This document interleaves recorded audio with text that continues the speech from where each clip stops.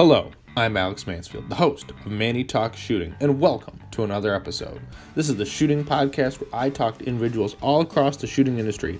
We'll talk competition, self-defense, concealed carry. If you like this content, check out our YouTube channel, Manny Talks Shooting. And without further ado, let's get to this episode. Welcome, everyone. Welcome back to another episode of Manny Talks Shooting, the shooting podcast where I talk to individuals all across the shooting industry because I can, because I do. This is recorded mid-June if you care to actually know. But anyway, let's plug today's show sponsor. Today's show is sponsored by Go Fast Don't Suck.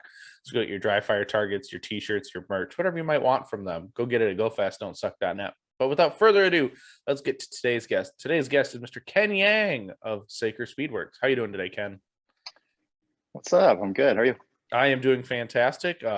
It's kind of been one in the making. I've been wanting to get you on for a little while. It's just kind of fitting the schedules, like mostly mine, because I'm just too lazy sometimes to send out requests. But I made it happen. Yeah. Thanks for having me on, man. You're very welcome. It's been fun. And we've got a lot to talk about today. But for people who don't know who you are, who is Ken and how did you get into shooting?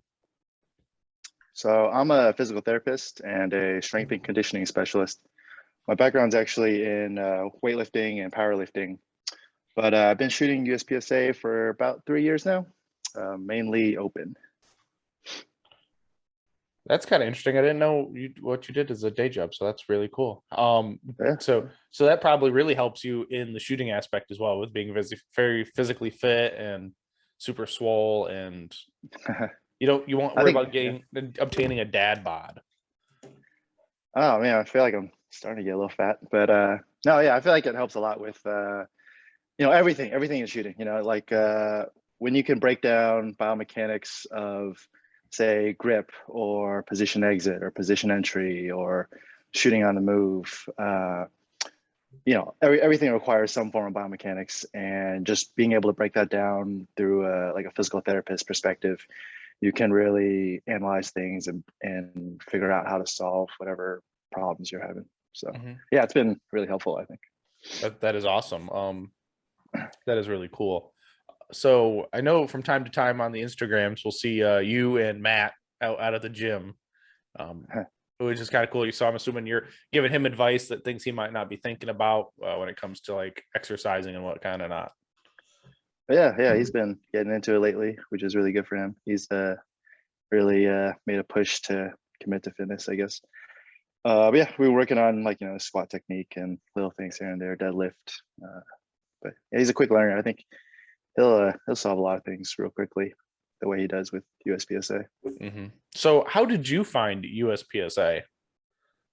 So I actually started back in college. This was back in 2013. I probably shot 3 matches casually. This was like back in the production era. This is before I really, knew how to dry fire practice or live fire.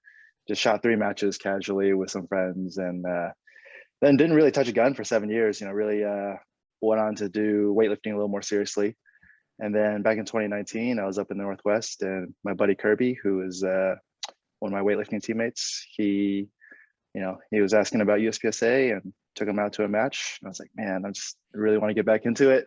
And it's actually just happened to be the match where I met Ryan Gold. He was, I think, top 10 in the nation with open at the time. He let me shoot his open gun after the match, and I was hooked. I'm like, man, I just got to go straight into open. So here we are 3 years later. That is pretty cool. Now, when you were back in college, what were you were shooting production, but was it like a Glock or like a CZ or something like that? Yeah, Glock 34. This was just when I remember shadows were just starting to gain traction, I believe. I wasn't super in the know, but I remember people talking about shadows, and I was considering getting one, but being on a college budget, I couldn't even afford ammo to shoot the Glocks, so never really went that route. Gotcha. And have you always lived in the DFW area?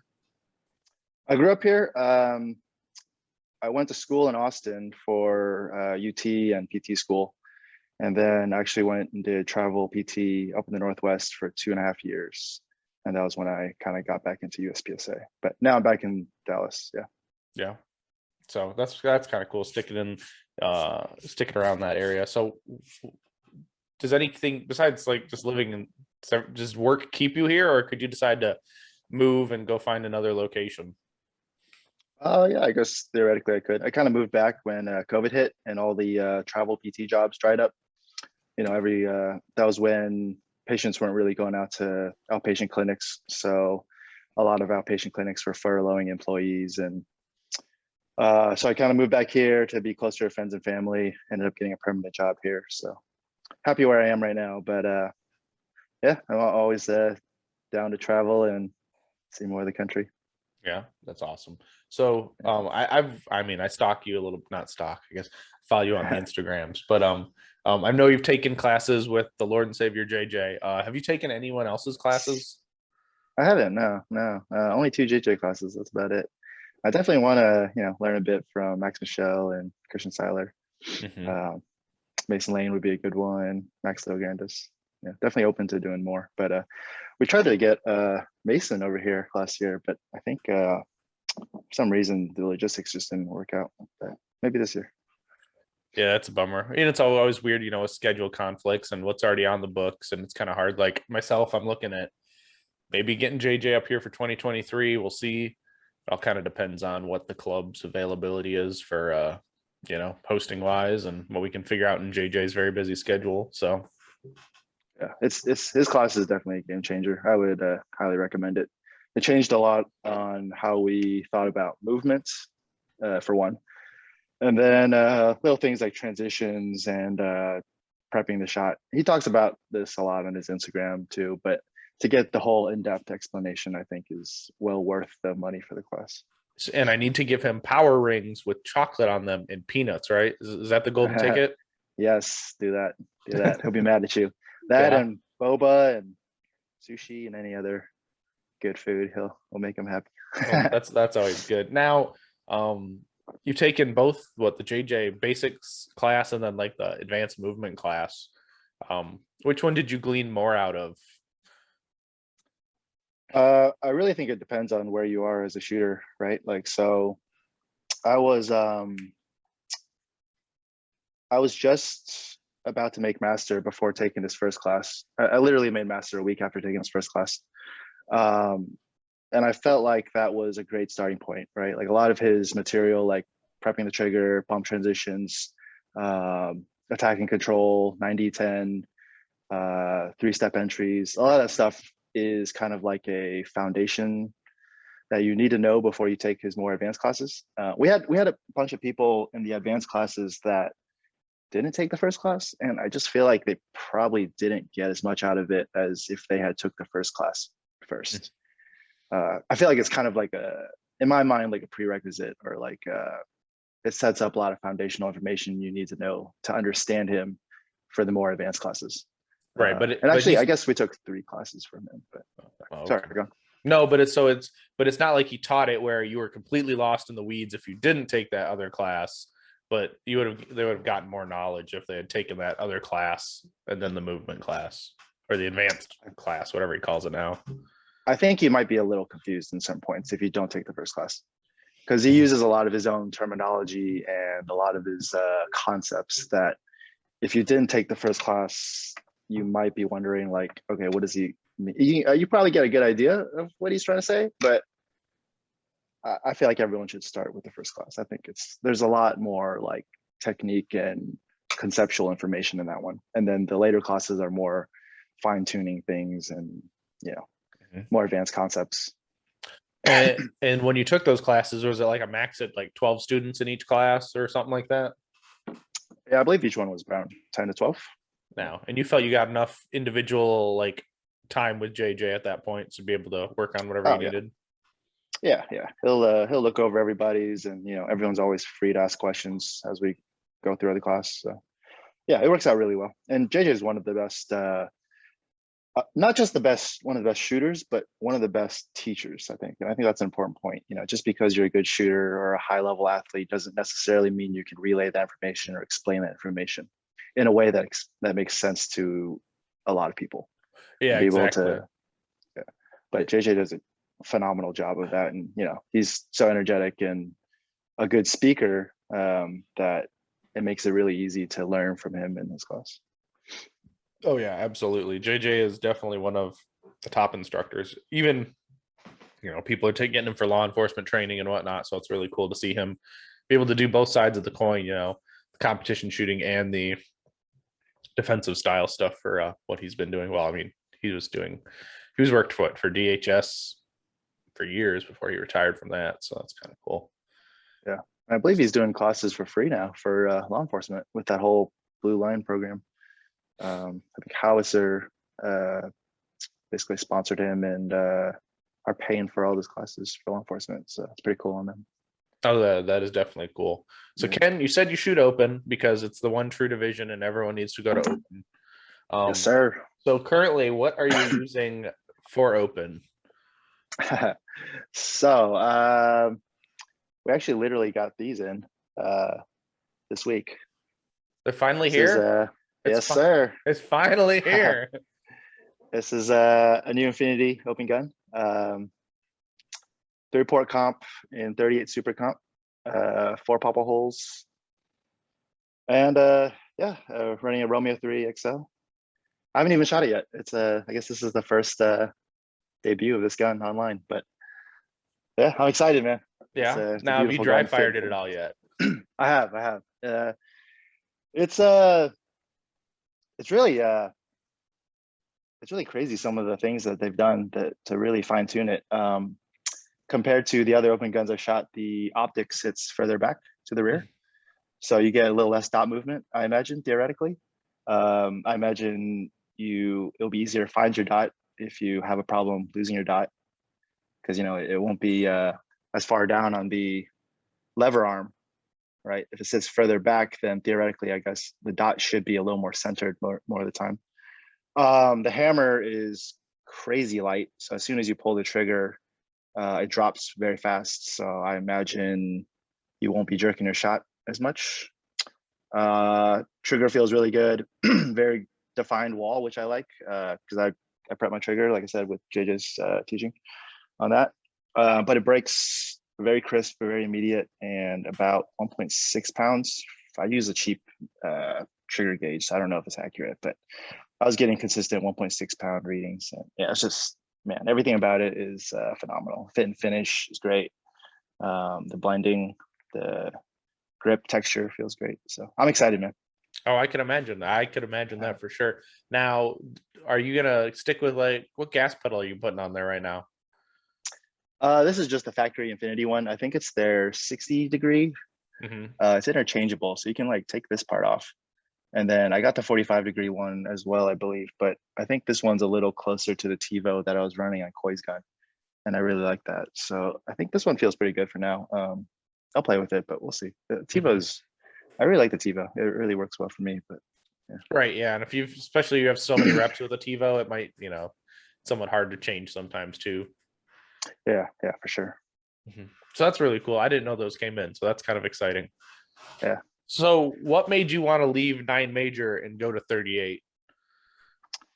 Mostly, I just didn't want to deal with 3 and 38 spilling all over my press. But tamer recoil a little bit. You don't have to roll size brass. I guess that's pretty much the most of the advantages. I really don't think it matters a whole lot, but yeah, it's either you're leaving brass on the ground regardless, right? So it's not like you're gonna go pick it up. So for the most part, yeah, we just had so many ammo malfunctions from not roll sizing brass, and we were picking up 9 off the range and had no idea if it was ours or someone else's. So I like the idea of just if you see 38, it's yours. Probably 99% chance, and even if it's not, it's probably going to work just fine because there's only 2 or 3 manufacturers of 38 super comp brass, so it's going to be super consistent. But yeah, that is for sure. Yep. So that's kind of cool. Those are exciting. So you get to you'll still be able to use all the same mags, won't you? You'll just have nothing will change there. I guess you could, but we're switching to a full set of Infinity mags. I don't know if the MBX mags work. I got one mag. Brandon gave me 1 mag set, so I mean it's not like I'm shelling out that much, but right. But yeah, I believe the MBX can have issues in the infinities, so fitment. So just decided to go off Infinity just for the sake of it working properly. No, and Infinity's been one of the gold standards for mag dimensions for a long time too, for 9 and 38. So I don't blame you there.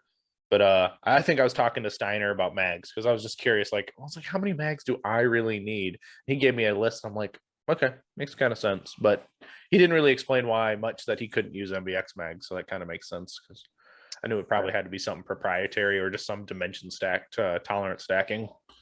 I don't think it's proprietary. He has said that he's been using the Atlas mags just fine. And we got a couple of those from Atlas at Dragon's Cup. Mark was gracious enough to give T and I some Atlas mags, and they look beautiful. The black mags look great. The black DLC. So I'll be using those as well. But yeah, gonna have to test everything and see how they run. And are you still gonna run 3 and 38 for 38 Super Comp? Or are you gonna switch powders? That's the plan. 3 and 38, Precision Delta, 124 grain, hollow points. Whatever primer we can get our hands on, I guess. Right, exactly. Yeah. Well, at least with a hammer fired gun, you can pop Magnum primers. So Magnum and rifle primers for the most part. Oh yeah. Yeah. So Federal Magnums. That's our preferred. Yeah, if you can find them, right? Yeah. Thankfully, got a little bit on hand, but let's see. That's always good. So how long has it been since you've made GM? I made it in February, I think. So took about 2.5 years. I was out for 6 months out of those out of that 2.5 years with a hip surgery. So I guess it took about 2 years of work. Yeah, and I remember you said that like the next weekend after you took your first JJ class, you hit master. Was it just inevitable, or is it something that changed in the class that enabled you to make master? No, I don't think I could apply his concepts that quickly. It definitely took me quite a while to like relearn the biomechanics of like position entry, position exit. I'm still trying to dial down trigger prepping, timing of trigger prepping and everything. But no, in the long run, I think his stuff helped me make GM. But I think master just happened to be coincidentally a week after his first class. Gotcha. Makes sense. So what keeps driving your shooting, or what are some shooting goals you still have, even though you made a GM? I really want to win some major matches this year. I kind of screwed up a couple already, colossally, but I definitely have some problems with mental management at major matches. Not an issue at local matches, but whenever I go to majors, I just can't seem to have the patience to see my dot on everything, right? Like I try to push. Coming from weightlifting, like it was always like push. How the harder you push, the harder you work, the better result you'll get. And in shooting, that's just not the case, So it's hard to let go of that mentality and try to shoot more subconsciously. But I think with more major match experience, I should be able to learn that just fine. I probably have only shot, I don't know, around 12 majors at this point. So I think it's just a matter of gaining more experience, getting more comfortable with it, and just learning to relax. Now, what do you think mentally is like different between those locals and those major matches for you? Is it just because you're at a bigger match that something kicks in the brain, or? I think it's just a matter of like wanting to win it so badly. At least for the smaller majors, like Oklahoma sectional or Texas State Open or double tap. Whenever I have like the potential to win it, I kind of try to push, which is really unnecessary, right? It's like kind of dumb, but you just, once something is within reach, you just want to try a little harder to gain it. And that's just not the right mentality in this sport to do that. But so hopefully I can kind of let go of that and shoot them like locals, but shoot that at like the comfort level of shooting local, I should say. Well, and it's probably, like say, for example, Texas, North Texas Open is probably at one of your home clubs, or so it's kind of got that familiarity. You can kind of treat it like a local almost, at least. Yeah. It's which is, it's interesting that you say that, because that has been my best major match performance every year, right? Like when I was, the first year I shot it, I was in A class and I won A class. The second year I shot it, I would have taken the high overall win, but I had a 6-second ammo malfunction that cost me 2%, ended up like 99.5%. But yeah, historically, I guess I've always done better at that match compared to other major matches. Well, and it also is later in the year. It's like in October, right? So it's right around nationals time, and it's not super hot, and it's not Yeah, super cold yeah. either. Yeah, it's definitely hot out here right now. It's like in the hundreds. So we're kind of taking a little break from locals. Yeah, exactly. It's might as well, right? Not Is it burn yourself pretty, out. is it pretty nice up there right now? I mean, it's 90 something right now, so that's not terrible here. So, Oh, shit. Okay. well, it's it's really what kills is the humidity. If it's a really muggy day, it's horrible. But if it's a drier day, it's fine. You just Bro, Oklahoma sectional Mhm, it was only 87 degrees because mhm. it just rained a few days before, but the humidity, oh my God, it made the heat index was like 97 because of the humidity. And we were all just dying out there, like drenched in sweat. It was as bad as Dragon's Cup, uh, just because of the humidity. So yeah, that shit will kill you. I mean, David Blanton does make a good point, though. If you don't wear all black, it doesn't hurt as bad. Black is the best though. Well, Best color. yeah, for the most part, unless it's too damn hot. Now, That's true. That's true. what? So you said you're taking a little bit of break from locals, but other than that, what is your training schedule like?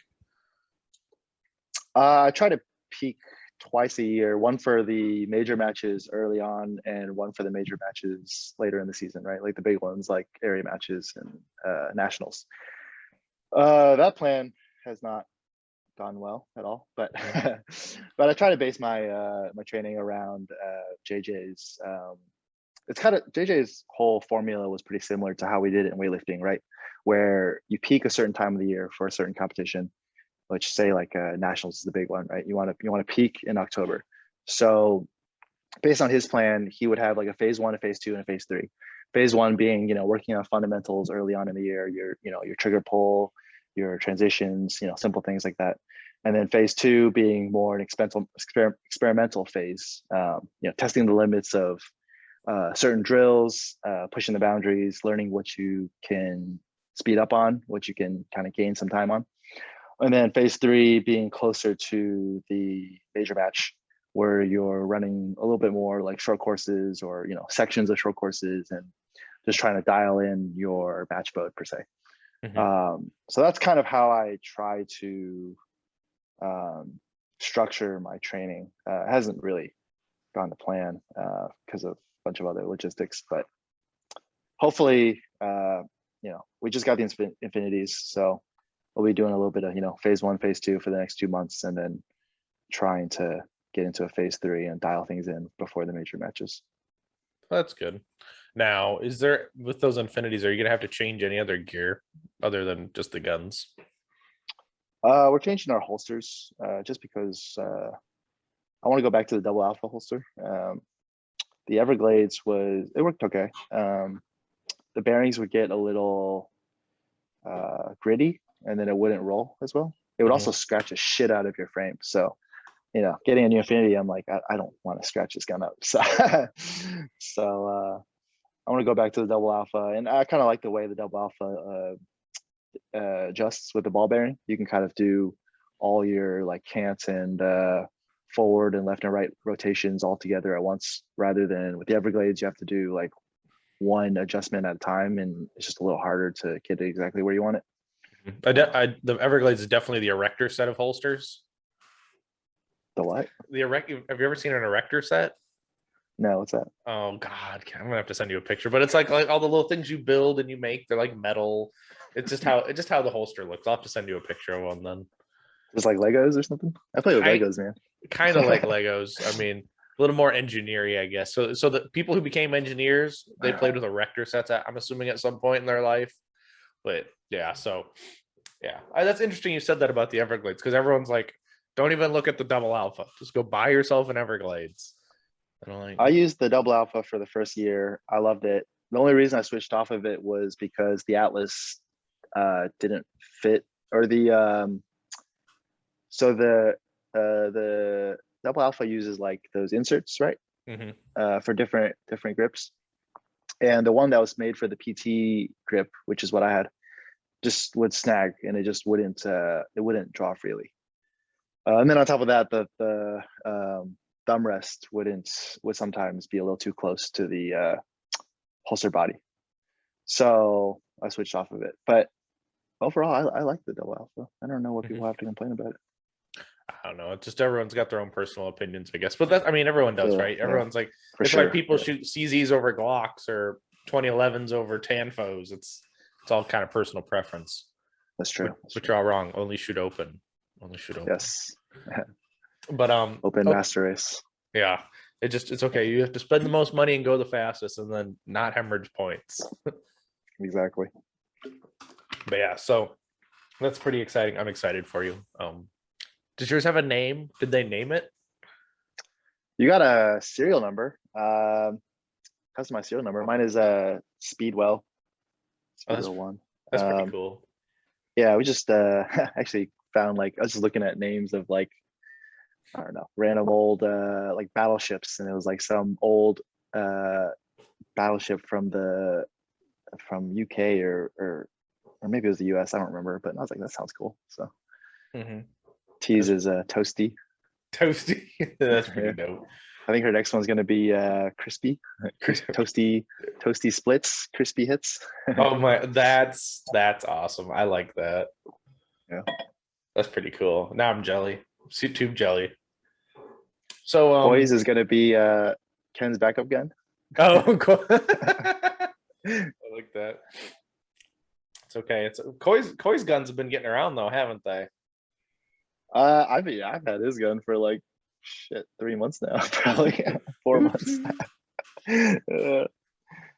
Is it kind of just? Did you sell off your gun and then borrowed his then? I still have mine. I have mine right here. Oh, okay. There you go.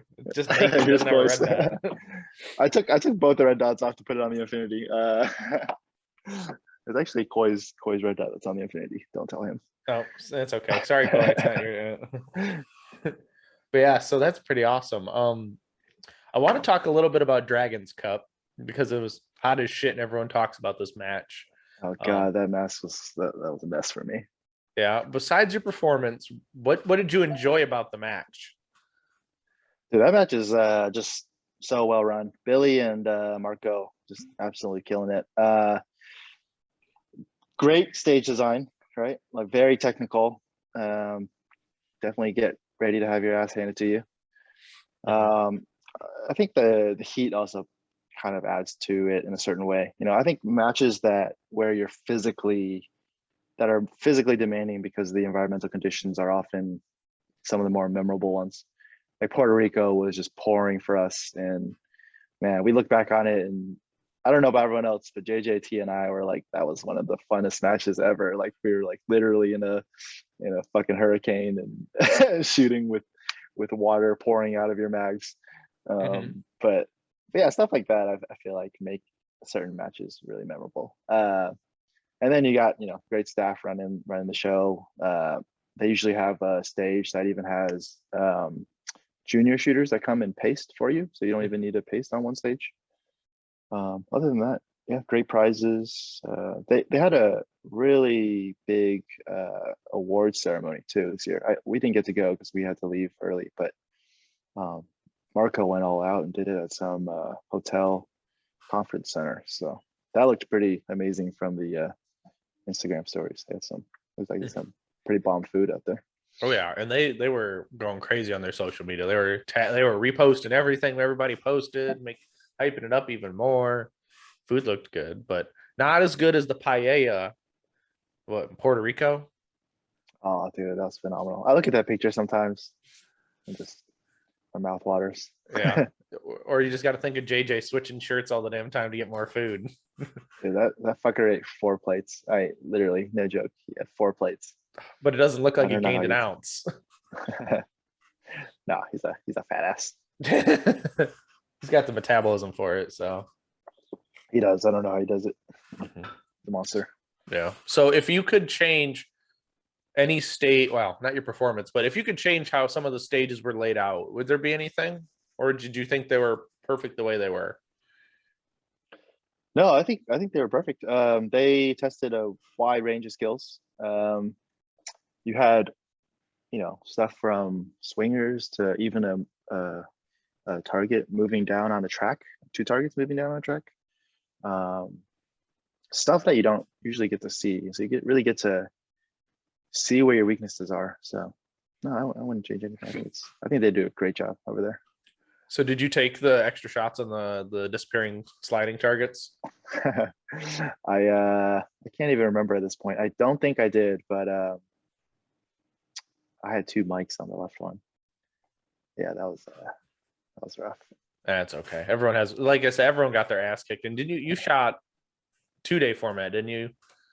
I did. Yeah, we did. I think it was like what AM PM or something, but the PM part was a mistake.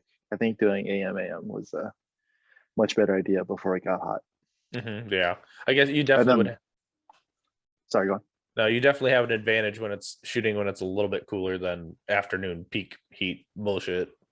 Yeah. Starting at 1 is not the way to go. And the guys that shot it all day, man, I feel bad for them. Sorry, Blanton. They must have been smoked. Yeah, that didn't sound like fun. A lot of people were shooting that on one day, and that didn't sound very fun. Yeah, I think one guy got had to bring in an ambulance. One guy for like heat stroke.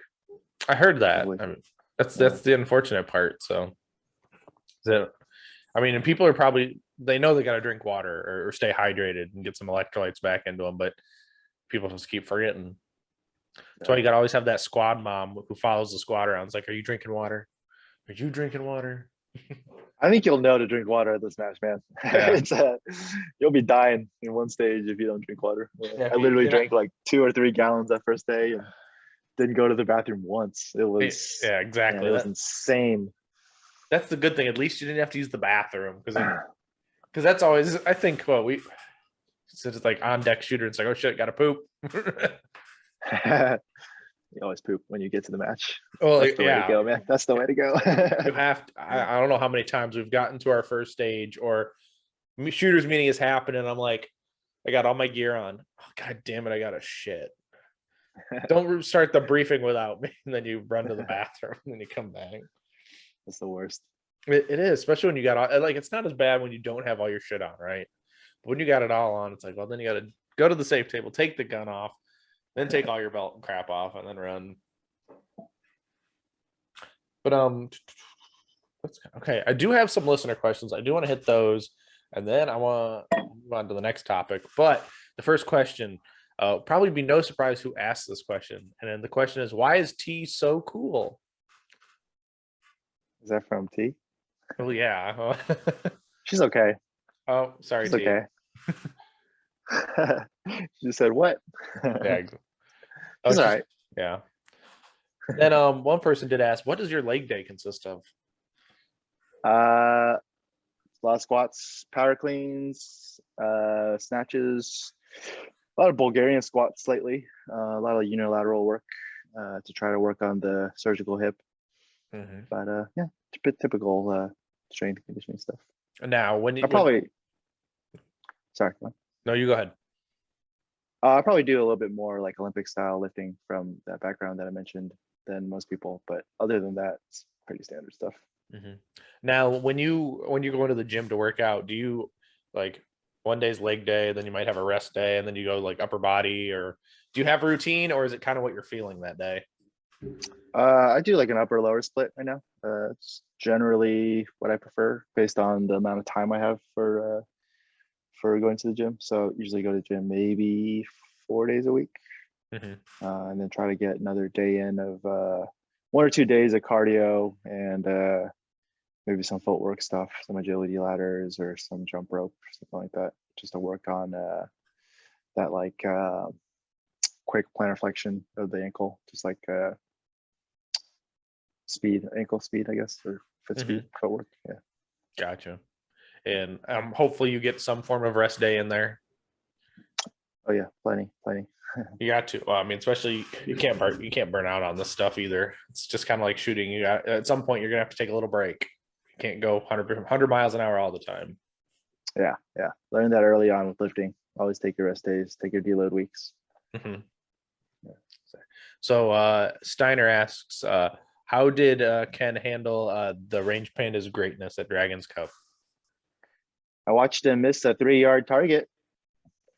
But he was probably That's all I shooting real gotta say for fast that. at it. mediocre speed at best. Yeah. No, Eric's good. Eric's yeah, he's been doing really good lately. He's a good trash talker too. But yeah, I'm still surprised he hasn't made GM an open yet. Yeah, that's sandbagger.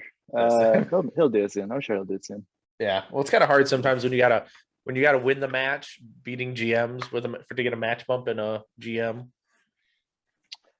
Yeah, I don't know if you. I believe you can match bump the GM, right? If you you basically have to win the match.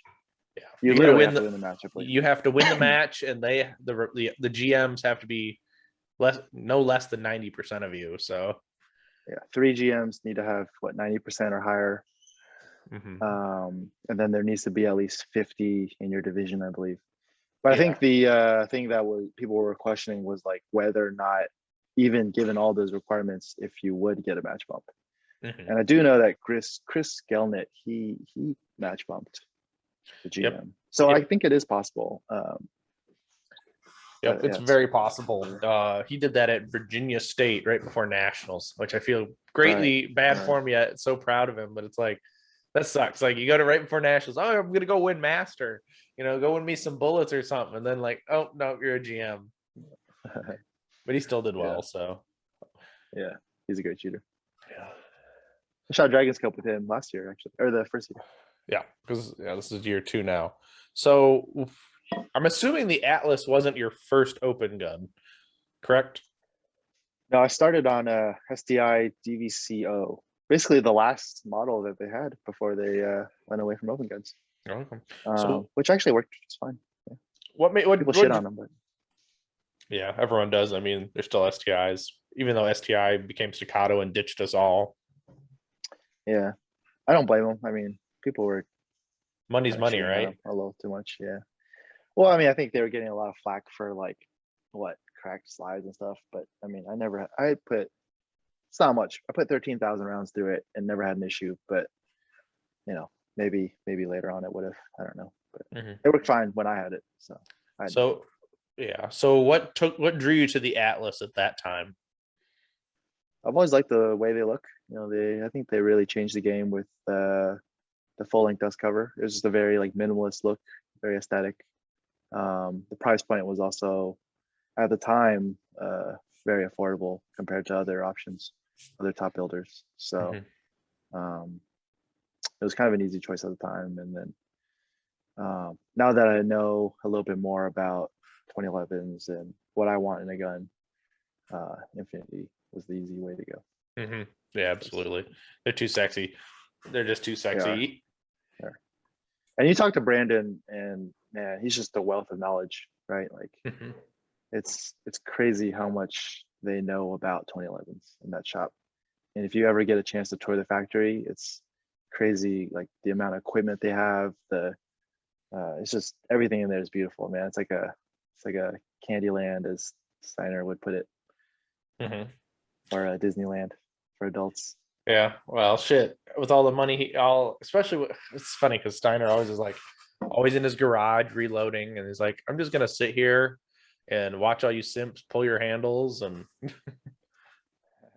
yeah, he's all decked out with that Mark 7. Yeah, exactly. But yeah, I don't know. It was always one of those things to go to. I always wanted to go to an Infinity experience, even before I was even thinking about 2011s. It's like, it sounds cool. Especially you can learn from like Speedy or Andrew Hyder. Andrew Hyder's kind of localish to me, so it's kind of yeah. Well, he's in Ohio, but he just came up and won our section match a couple weekends ago. So yeah, Andrew's a good dude. Yeah, I've never gotten to see him shoot in person. I would love to do that. He seems like a really good shooter. He was like top 10, I believe, at Nationals, right? Yep, last year I think he came in 11th, so he's never finished outside of the super squad's placement. It used to be top 10, but now last year I don't know what was up with last year, but yeah, Andrew's a good shooter. I want to say he put 10% on the field at that match. So, and the other Okay. the other guy he was shooting against was a GM. So, like I said, Andrew is definitely that top material. Yeah, that's wild. It's a pretty dominating lead. Yes, exactly. But that is true. No, I get. Oh, I did get all the. I guess since through our conversation, I've answered most of these listener questions. So that's a good thing. But I want to ask you, why did you start an apparel company? So T and I we were looking for like I guess USPSA related apparel a while back, a few years ago, 2 years ago. And there really just wasn't much out there, nothing that we would actually want to wear in our day-to-day lives. You want to wear something that like represents your sport, right? Something that we spend so much time and energy into. Like you want to wear something that represents that, but you also don't want it to be like, a little too over the top, with guns when you're walking out in public. So we wanted to do something that was, I guess, a little more subtle and a little more artistic, a little bit more like your typical like shirt that you would find in a brewery or a coffee shop. Something like more tattoo art or like moto inspired themes. So that's when we came up with Saker. Yeah. So what drove the name of Saker? So the Saker is a falcon.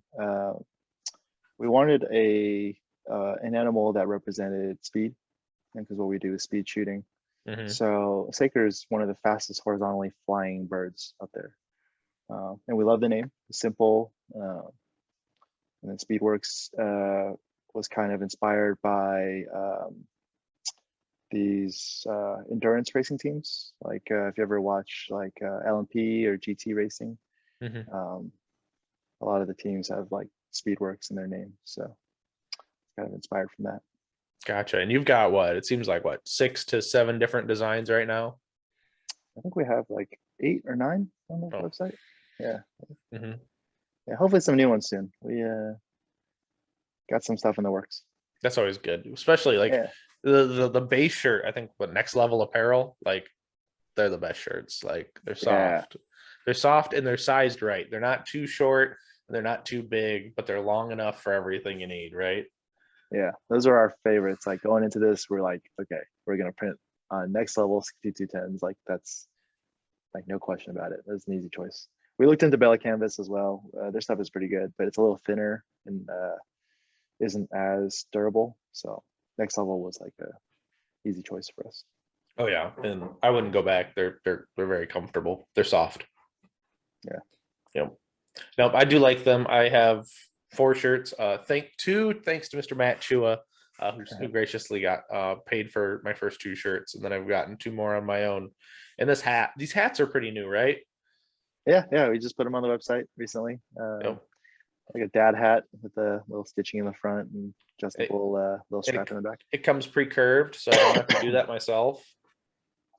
Yeah. So I don't have to spend so much time shaping them.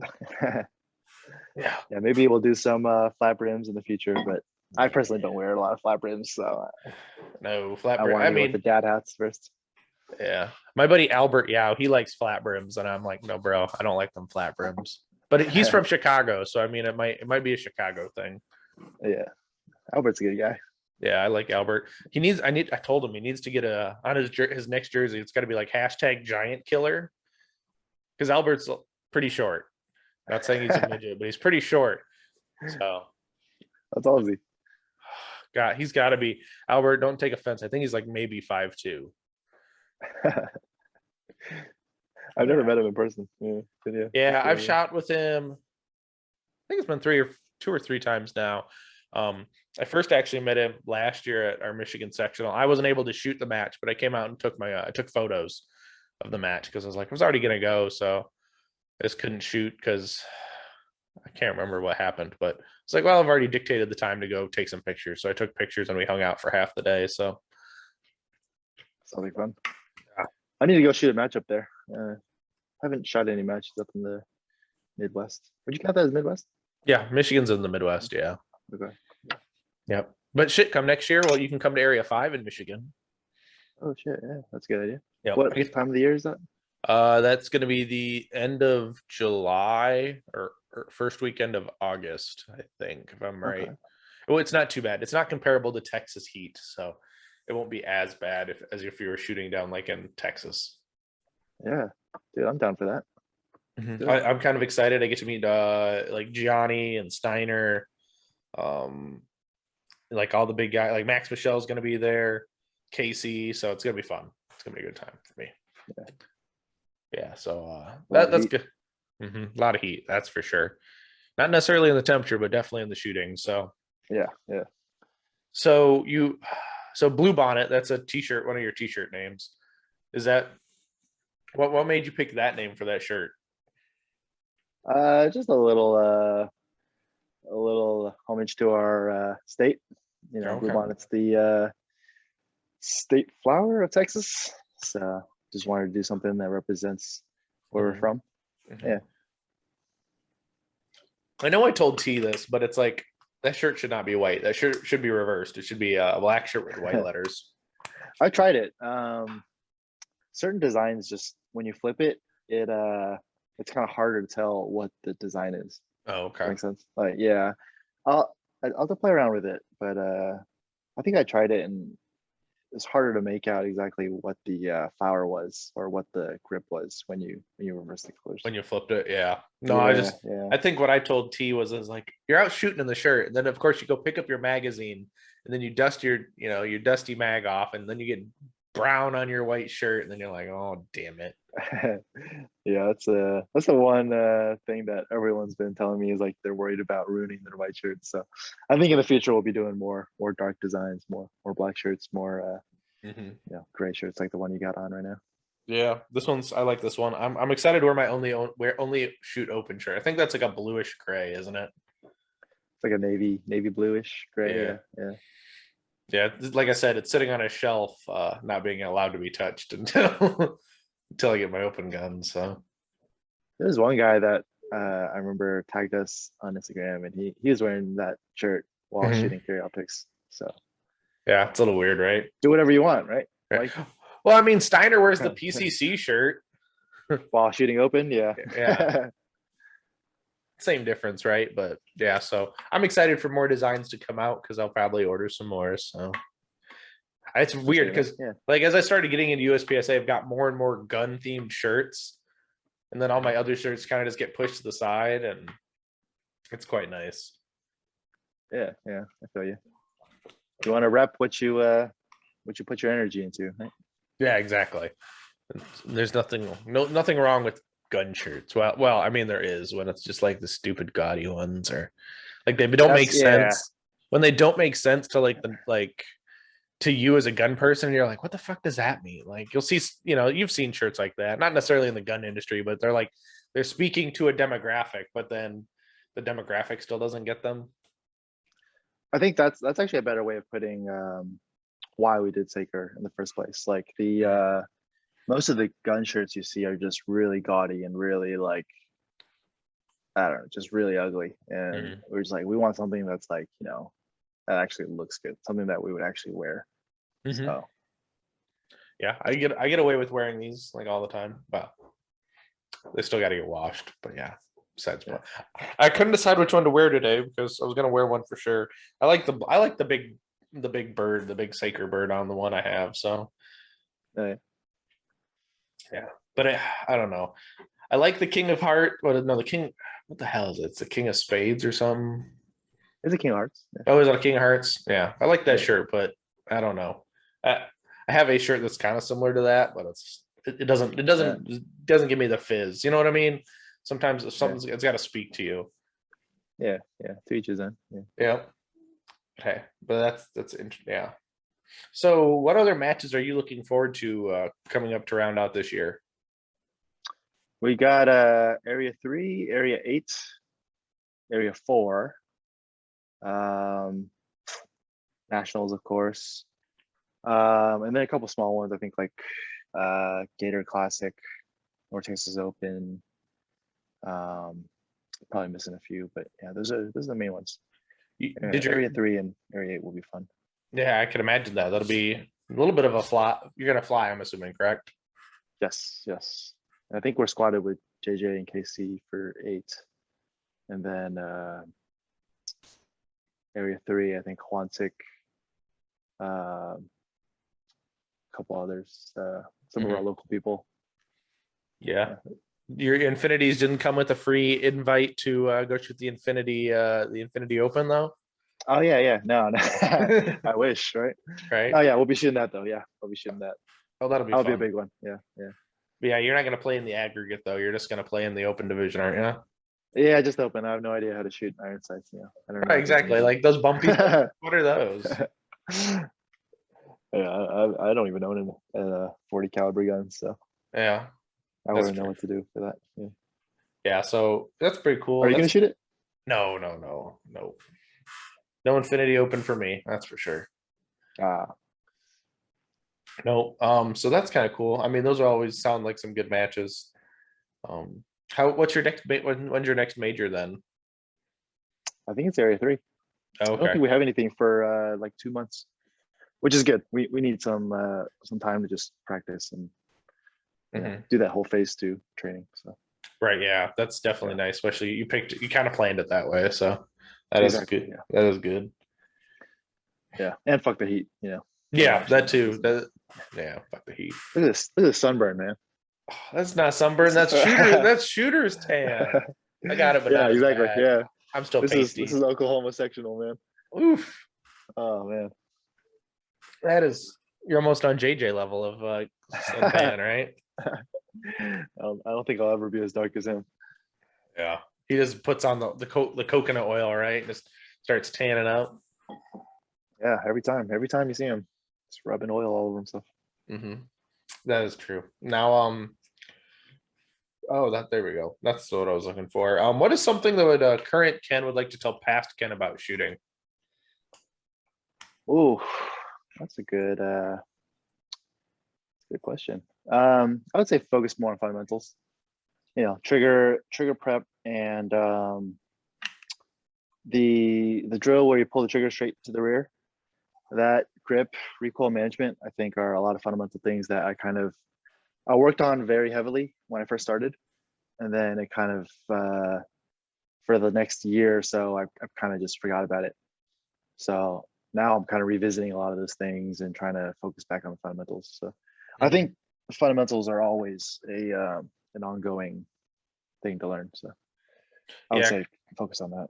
Yeah, I could agree. And you hear that from a lot of the top guys. So you're not going to let your fundamentals slack when you're working on more ingrained like mini stages or whatnot, because without the fundamentals, it kind of still falls off the wheels. And it always has, you're just applying the fundamentals at speed in a course of fire. So.